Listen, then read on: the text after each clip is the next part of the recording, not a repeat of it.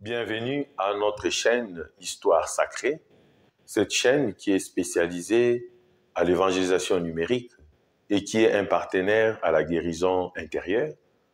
Nous nous approchons du carême et c'est le moment pour nous de chercher à découvrir le sens, la signification et l'historique du carême. Aujourd'hui, nous allons à la rencontre du Père Prosper Njoli, missionnaire Oblat des Maries Immaculées, qui a accepté de répondre aux questions de l'histoire sacrée. Bonjour frères et sœurs, je vous remercie de suivre cette vidéo que je fais en réponse à la demande de Père Jean-Philippe Soukari, qui est directeur de la chaîne Histoire Sacrée et qui en est aussi l'animateur principal. Je remercie le Père Jean-Philippe de m'avoir donné l'opportunité de vous partager cette méditation en guise d'accompagnement spirituel pour entrer en carême 2024. Je tiens aussi à remercier Dieu qui m'a illuminé par son Esprit Saint pour rassembler les éléments de méditation que je vais partager avec vous. Pour commencer, je vous souhaite d'ores et déjà un fructueux carême 2024. Frères et sœurs, nous les chrétiens, chaque année, nous avons la chance de célébrer Pâques comme un moment central, non seulement de l'histoire du salut, mais aussi de notre propre expérience spirituelle, expérience de notre vie avec Dieu. Et il est d'habitude que, avant de célébrer Pâques, nous passions 40 jours qu'on appelle un temps de carême. Je vais méditer avec vous cette expérience des carèmes avec le seul but de vous aider à augmenter davantage la teneur de votre propre foi. Que peut signifier le carême pour nous, mon Père? Au niveau spirituel, à quoi nous sert vraiment le carême? En effet, le carême est un temps liturgique, c'est-à-dire un des moments de l'année organisé par l'Église catholique pour permettre aux chrétiens de se recueillir davantage pour célébrer Pâques. De ce point de vue, le carême paraît institutionnel, organisationnel, historique. Mais je voudrais que nous prenions surtout l'aspect spirituel et considérer le carême comme quelque chose de naturel, comme un besoin de foi pour chacun de nous. Nous avons 365 jours de l'année. Je crois qu'il est normal que nous puissions prendre quelques jours pour combattre Satan, pour combattre le mal, pour s'entraîner à lutter contre tout ce qui est de nature à nous ôter la joie de vivre, à arrêter notre bonheur. C'est essentiellement cela, l'activité principale au centre du carême, qu'on appelle le combat spirituel. C'est-à-dire la capacité pour chacun de nous d'identifier les obstacles de sa vie en termes de mal, ou si vous voulez, simplement des péchés qui vraiment vous empêchent de vous réaliser en enfant des dieux, c'est-à-dire en homme et femme de bonheur. Nous parlons du carême, c'est vrai, Père Pros, mais n'est-il pas nécessaire de rentrer aux sources ou encore au niveau des Écritures pour nous éclairer sur ces concepts du carême? La parole de Dieu peut-elle nous éclairer sur le carême? En quoi? Alors, pour ce faire, je voudrais qu'on rentre aux sources et que l'on commence par lire les textes qui nous racontent de façon édifiante comment l'expérience de carême s'est déroulé. Ce texte, c'est l'expérience de l'Exode. Le voyage des Hébreux de l'Égypte, c'est-à-dire les lieux de l'esclavage, vers la terre promise, c'est-à-dire les lieux de bonheur pour eux. Vous trouvez cette expérience, ce récit, ces voyages, racontés dans les livres de l'Exode, à partir du chapitre 12 jusqu'au chapitre 19. Mais vous pouvez aussi lire le livre des Nombres, à partir du chapitre 10 jusqu'au chapitre 22, le premier verset.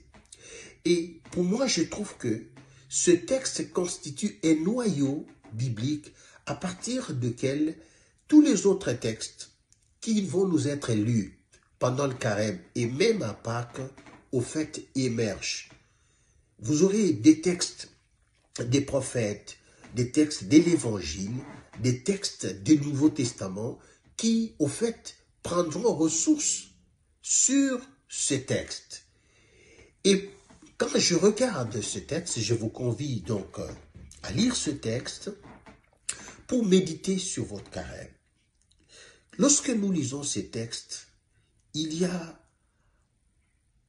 quelque chose qui nous frappe. C'est l'élément cosmique, le désert, qui est au fait placé au centre de ce texte. Il est question de passer à travers le désert.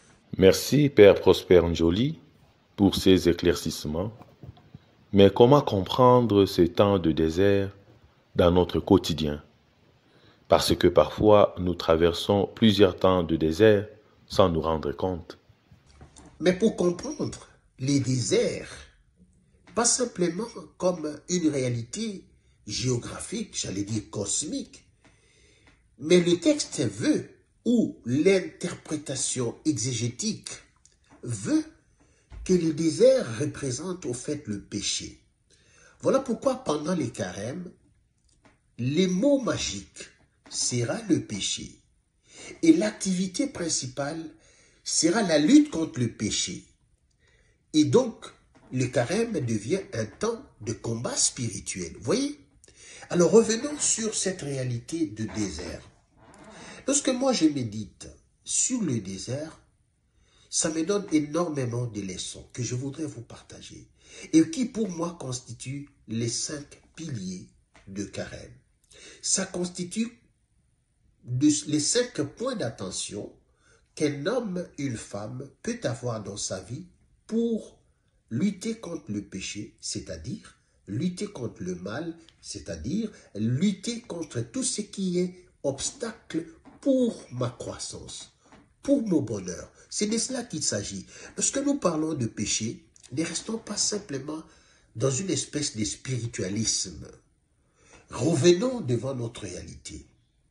Et donc le carême, c'est un temps, je reviens, propice pour que chacun de nous puisse identifier les obstacles de sa vie en termes de péché et connaître quelles sont les techniques des combats contre cela, parce que justement, le péché se place entre Noël, l'incarnation, c'est-à-dire le jour où nous avons reçu tout nouveau dans un carton les destins de notre vie, ce que Dieu a voulu de chacun de nous. C'est cela en fait Noël.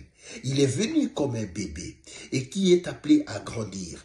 Mais voilà qu'au milieu se place l'obstacle, le péché, qui empêche à ce que notre destin arrive à son plein épanouissement, qui est le bonheur de Pâques.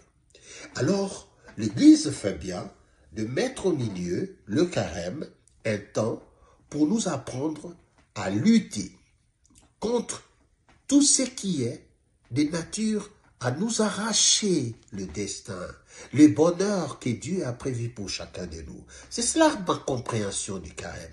Alors maintenant, je reste dans cette image de désert pour essayer de vous proposer les 5 points d'attention pour lutter contre le péché, c'est-à-dire vivre votre carême comme il se doit.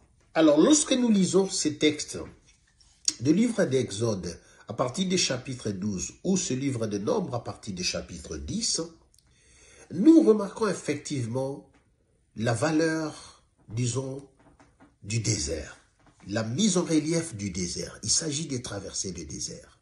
Alors, en méditant, mes chers frères et sœurs, le désert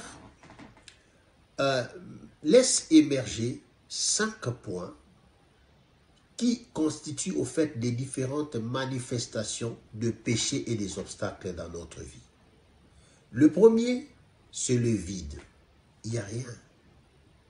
Le désert se caractérise par le vide. Il n'y a rien. Et ce vide, pour nous, c'est quelque chose d'extrêmement extraordinaire. Non seulement qu'il n'y a pas d'arbres, il n'y a pas de maison, il n'y a que du sable et des menaces des vents qui soulèvent les sables, mais le vide nous met dans une incertitude parce que surtout, on a l'impression qu'on va se perdre. Il n'y a pas de carte. Alors, lorsque le vide arrive dans votre vie, c'est extrêmement dangereux. Vous avez l'impression qu'il n'y a plus rien en vous. Vous n'avez plus de consistance. Vous savez, il y a des moments où nous sentons un vide dans notre vie. Et nous arrivons jusqu'à perdre le goût de vivre. Certains arrivent au suicide parce qu'ils ont un vide. C'est cela que le désert représente. Et donc le carême veut que nous combattions le vide.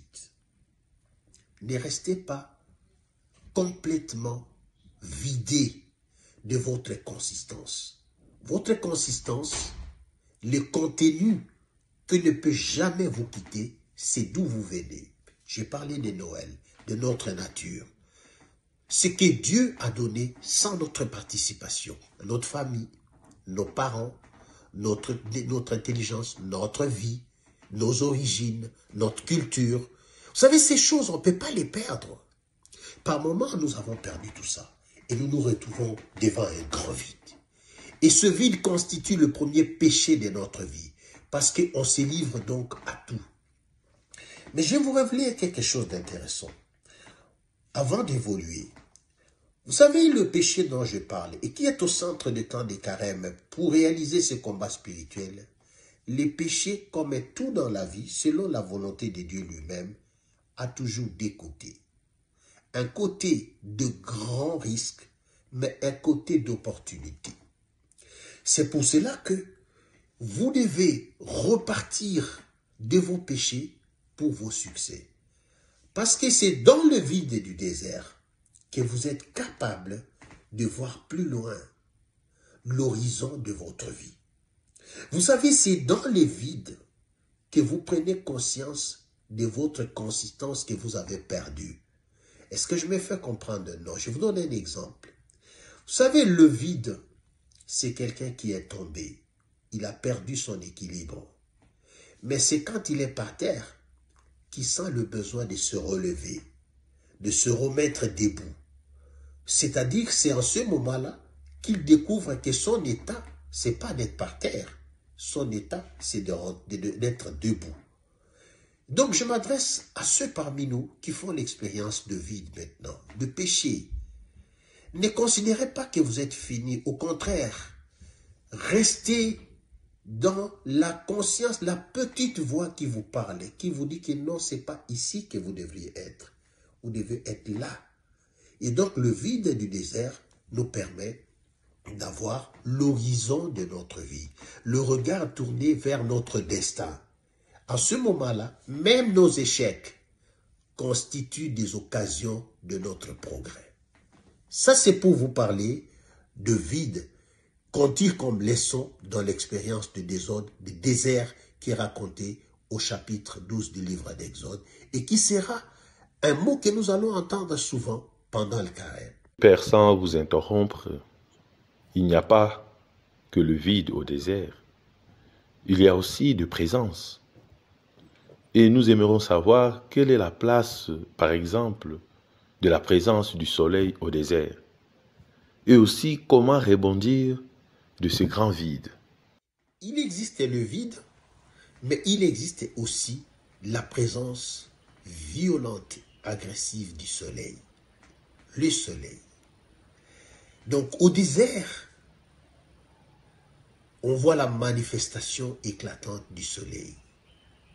Et donc le soleil, de ce point de vue, nous permet de découvrir l'agressivité du péché qui nous accable avec la chaleur et qui nous entraîne la soif et qui nous empêche d'avoir la force nécessaire pour avancer. Et en ce moment-là, le soleil devient une menace pour notre bonheur. Le feu devient une menace qui peut nous brûler.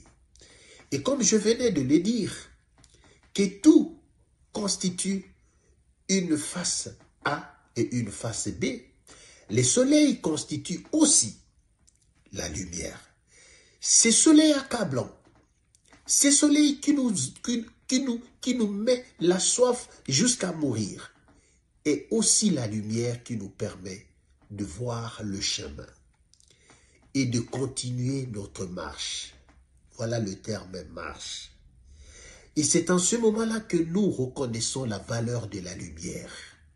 Parce que sans cela, nous ne pouvons pas continuer à marcher. Et voilà que le désert, qui est un milieu dangereux, devient un milieu favorable où nous pouvons, nous, avoir la pleine luminosité du soleil et avoir l'occasion, la possibilité de regarder notre horizon sans erreur. Et donc, la deuxième réalité qui émerge au désert et qui revient dans notre conscience, c'est le soleil. Et donc, dans notre vie, pendant les carêmes, nous prenons conscience de l'importance de la lumière, de beaucoup de lumière. Le soleil, c'est notre intelligence, notre sagesse, notre conscience. Tout ce que Dieu a fait pour illuminer les ténèbres dans notre vie. Le péché, c'est les ténèbres.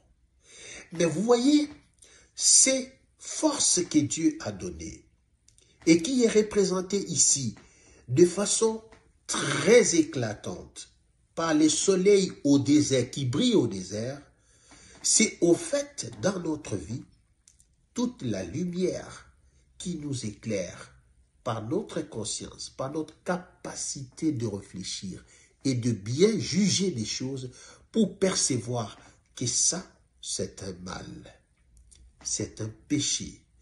Je ne peux pas continuer sur cette voie parce que je ne vais jamais m'en sortir. Je ne vais pas réussir ma vie. Voyez comment est-ce que ces textes d'Exode est riche. Alors, voyez, c'est pour cela que ce soleil reviendra à Pâques, jeudi saint, pour illuminer, à la nuit de Pâques, pardon, pour illuminer dans cette grande procession les ténèbres, pour chasser les ténèbres de nos églises. Et pendant les déserts, ce soleil vient où nous faisons l'expérience du péché. Donc, je résume en disant que le deuxième point de méditation, pendant le désert, où nous faisons l'expérience du péché, c'est le soleil. Dans sa double facette, comme lumière, mais aussi comme source forte de chaleur, d'énergie, qui nous enlève la soif, qui nous augmente la soif, pardon, et qui nous vide la force d'avancer. Alors, devant cela, nous profitons de cette lumière. Un peu comme nous avons profité de notre chute, du vide, pour regarder l'horizon, nous profitons de la lumière pour avancer, pour ne pas aller vers les ténèbres et pour rester dans la lumière. Le troisième point de méditation que nous découvrons au désert, c'est le manque de ressources. Il n'y a rien. Il n'y a pas d'arbres. À peine de cours d'eau. Il n'y a pas de maison pour nous abriter. Le manque de ressources constitue un signe expressif de la manifestation du péché. Les péchés nous entraîne à nous vider de tous nos moyens. Encore le mot vide, c'est manque de ressources. On n'a plus d'argent pour payer les loyers. On n'a plus d'argent pour scolariser ses enfants. On n'a plus d'argent pour se nourrir même soi-même, pour se faire soigner. Manque de ressources. Parce que nous sommes au désert. Parce que nous sommes vaincus par le péché. Pendant le carême, on prend conscience de l'expérience de péché comme manque de ressources. Il n'y a rien. Il n'y a rien. Père Prosper Njoli, après cet entretien, pouvez-vous nous donner quelques aspects importants comme synthèse pour une démarche de croissance? L'histoire sacrée prône le développement et le progrès de l'être humain. Que faire pour être en mouvement, en vie du changement? Et je m'adresse maintenant à ceux parmi nous qui sont dans cette expérience. Ils ont fait faillite par des business. Ils ont perdu leur emploi. Leurs femmes ont quitté. Sa femme l'a quitté. Et les enfants ne lui obéissent plus. Je parle aux enfants qui n'ont personne pour payer leurs frais académiques. Je parle aux enfants qui n'ont personne pour les aider à grandir, à les conseiller. Je parle à ces épouses qui maintenant souffrent parce que le mari est parti. Alors, il n'y a plus de ressources. Vous faites l'expérience de mal qui vous attaque.